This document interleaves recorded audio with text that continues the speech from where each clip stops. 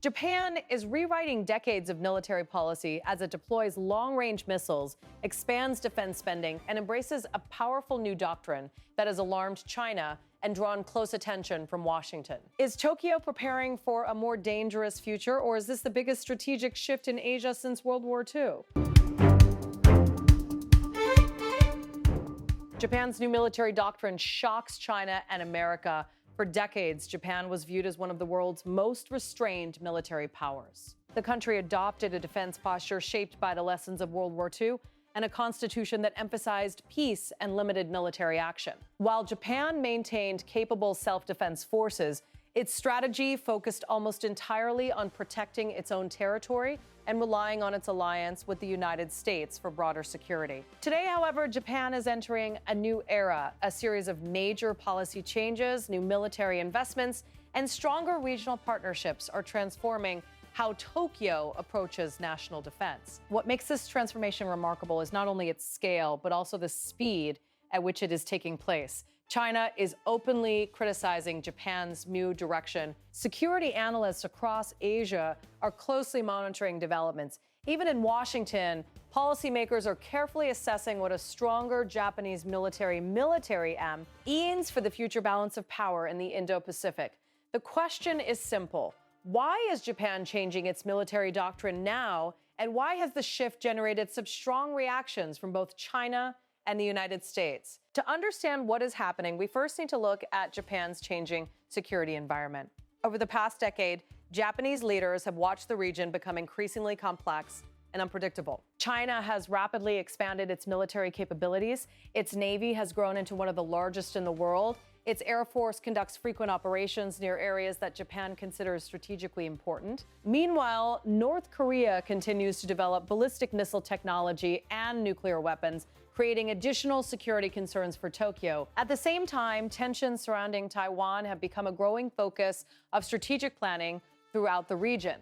Japanese officials rarely discuss these issues in dramatic terms, but their actions clearly indicate that they believe the security environment has fundamentally changed.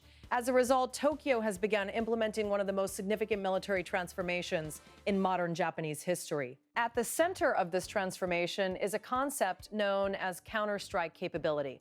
For decades, Japan's defense doctrine focused primarily on intercepting incoming attacks. The idea was simple. If an adversary launched missiles toward Japan, Japanese forces would attempt to shoot them down and protect the country from harm. The new doctrine expands those options. The Japanese planners now argue that if an attack is imminent, Japan must possess the capability to strike military targets connected to that attack, including missile launch sites and command facilities. Supporters insist that this is not a shift toward offensive warfare. Instead, they describe it as an effort to strengthen deterrence.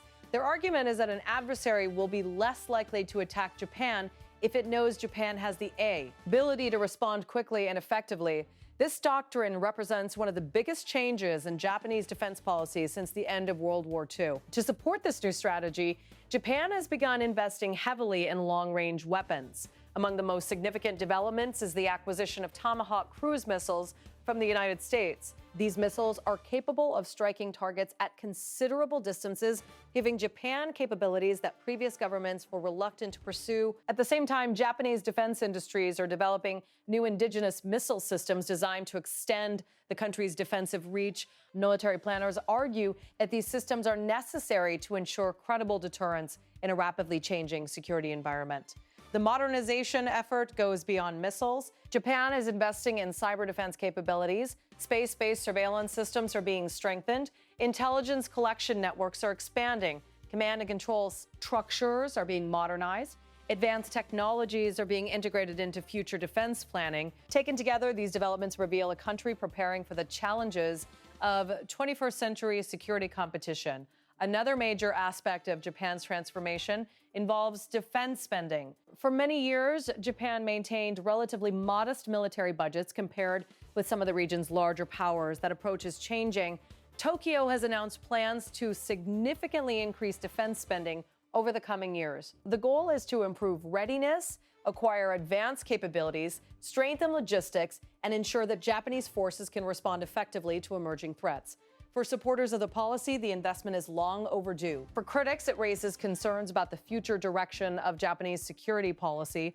No country has reacted more strongly to Japan's military transformation than China. Chinese officials have repeatedly accused Japan of abandoning the spirit of its post-war commitments. State media and government representatives frequently reference historical memories of the Second World War when criticizing Japanese military expansion. According to Beijing, Japan's acquisition of long-range strike capabilities represents a significant departure from the defensive posture that characterized much of the post-war era. The debate became particularly visible during the recent Shangri-La Dialogue Security Forum in Singapore. During discussions about regional security and military modernization, Japanese Defense Minister Shinjiro Koizumi responded directly to accusations that Japan was embracing militarism. His remarks quickly attracted international attention. Shinjiro Koizumi said, "Think about it. There's a country that has a huge arsenal of nuclear weapons and strategic bombers. Japan has neither of such weapons, and yet Japan is labeled new militarism." The statement reflected Tokyo's growing frustration with China's criticism. Japanese officials argue that their country remains committed to peace, democracy, international law, and responsible defense policies. They insist that Japan's military modernization is a response to changing realities rather than a return to historical militarism. From Tokyo's perspective, strengthening deterrence is necessary to preserve stability, not undermine it. China, however, remains unconvinced. Chinese leaders view many of Japan's recent actions with suspicion. The deployment of new missile systems, expanded defense cooperation with regional partners, and growing military capabilities all contribute to Beijing's concerns. As a result, security disagreements between the two countries have become increasingly public. Military developments that might once have been discussed quietly through diplomatic channels are now frequently debated on international stages. Yet, China is not the only major power paying close attention. The United States is also carefully watching Japan's transformation. For decades, the U.S.-Japan alliance has served as one of the most important pillars of security in the Indo-Pacific. American officials generally support efforts by allies to strengthen their defense capabilities. Many policymakers in Washington have encouraged partners to assume greater responsibility for regional security challenges. In that sense, Japan's military modernization aligns with broader American strategic objectives. However, Japan's growing capabilities also raise important questions. How would Japanese forces operate during a major regional crisis? What role would Japan play in a conflict involving Taiwan? How would command structures function during a rapidly escalating security emergency? These are questions that military planners on both sides of the Pacific continue to examine. One issue receiving particular attention is Taiwan. The island occupies a strategically important position in East Asia. Major shipping routes pass through nearby waters, sea. Several Japanese islands are located relatively close to Taiwan. As a result, any major crisis involving Taiwan could directly affect Japan's security environment. While Japanese officials consistently emphasize the importance of peace and stability across the Taiwan Strait, analysts widely believe that concerns about a potential Taiwan contingency are influencing defense planning decisions in Tokyo. The implications extend far beyond Japan, China, and the United States. Across the Indo-Pacific, countries are building stronger security partnerships and seeking greater cooperation in response to regional uncertainty. Japan has emerged as one of the most active participants in this effort. Defense cooperation between Japan and the Philippines has expanded significantly. Joint exercises have become more frequent. Security dialogues have intensified. Military assistance programs have grown. Both countries share concerns about maritime security and freedom of navigation, creating natural area for cooperation. Japan has also strengthened security ties with Australia and other regional partners. Together, these relationships are contributing to a more interconnected regional security network. Supporters believe these partnerships strengthen deterrence and help preserve stability. Critics argue that they may contribute to increased strategic competition. Either way, the trend is clear. Japan is becoming a more active player in regional security affairs.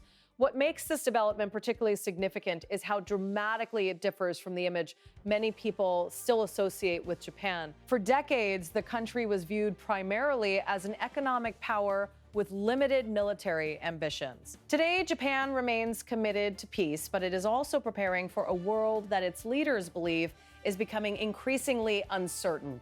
Public debate within Japan continues. Some citizens strongly support military modernization. Others worry about the long-term consequences. These discuss. Ions are likely to continue as defense reforms move forward.